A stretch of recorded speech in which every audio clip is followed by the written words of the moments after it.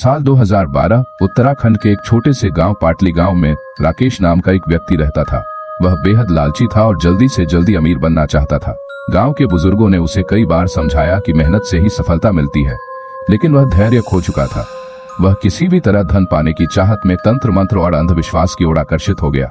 एक दिन उसे गांव के एक बूढ़े साधु ने चेतावनी देते हुए कहा, अगर तुम गलत रास्ते पर गए तो इसकी भारी कीमत चुकानी पड़ेगी। कुछ शक्तियां तुम्हारी मदद नहीं बल्कि विनाश के लिए होती हैं। राकेश ने साधु की बात को मजाक समझकर अनसुना कर दिया। गांव में एक अफवाह थी कि जंगल के उस पार काल भैरव श्मशान में एक अघोरी बाबा रहते हैं जो तंत्र मंत्र से लोगों की किस्मत बदल सकते हैं। राकेश को यह सुनते ही लगा कि यही उसकी किस्मत बदलने का रास्ता है। वह बिना किसी को बताए अंधेरी रात में श्मशान की ओर चल पड़ा। जैसे जैसे वह जंगल में आगे बढ़ता गया, वातावरण डरावना होता गया। हवाएं अजीब तरह से सरसराने लगीं, चमगादड़ सिर के ऊपर से उड़ने लगे और पैरों की टहनियां किसी अजनबी साए की तरह झूलने लगीं। तभी उसे दूर एक टिमटिमाती लाल रोशनी दिखाई दी। वहां एक टूटी फूटी कुटिया थी जिसके चारों ओर नरमुंड खोपड़ियां रखी थीं। अंदर एक लंबी जटाओं वाला अघोरी बैठा था जिसकी आंखें बंद थीं और शरीर पर भभूत लगी थी। जैसे ही राकेश ने अंदर कदम रखा, अघोरी ने बिना आंखें खोले ही कहा, मैं जानता था तुम आओगे। राकेश का दिल तेजी से धड़कने लगा, लेकिन उसने हिम्मत जुटाकर कहा, बाबा मुझे धनवान बनना है, कोई भी कीमत चुकाने को तैयार हूँ। अघोरी ने गहरी सांस ली और धीरे से आंखें खोली। उसकी लाल आंखों को देखकर राकेश के शरीर में झुरझुरी दौड़ गई। धन तो मिलेगा पर इसकी कीमत बहुत भारी होगी, अघोरी ने कहा। राकेश ने लालच में पड़कर हामी भर दी।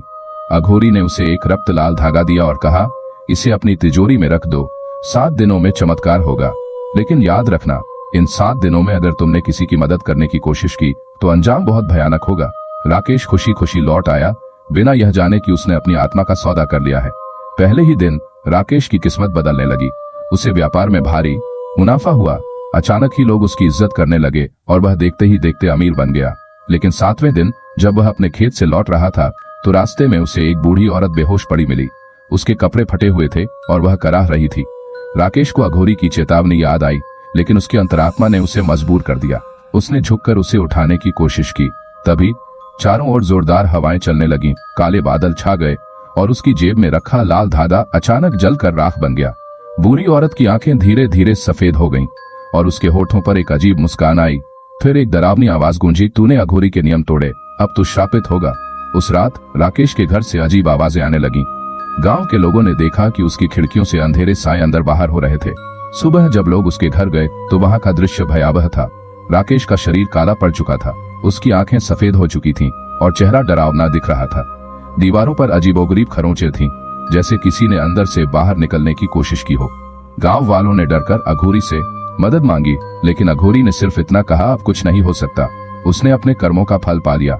उस दिन के बाद राकेश की आत्मा को कई लोगों ने गांव के पास भटकते हुए देखा। रात में अक्सर उसकी दर्द भरी चीखें सुनाई देती हैं और कुछ लोगों का कहना है कि अगर कोई उस शापित जंगल के पास जाता है तो उसे राकेश की परछाई दिखती है, काले धुएं से बनी एक विकृत आकृति जो मदद के लिए पुकारती है। क्या आप भी किसी अघोरी की मदद लेना चाहेंगे? सोचिए, कहीं कीमत बहुत भारी न पड़ जाए।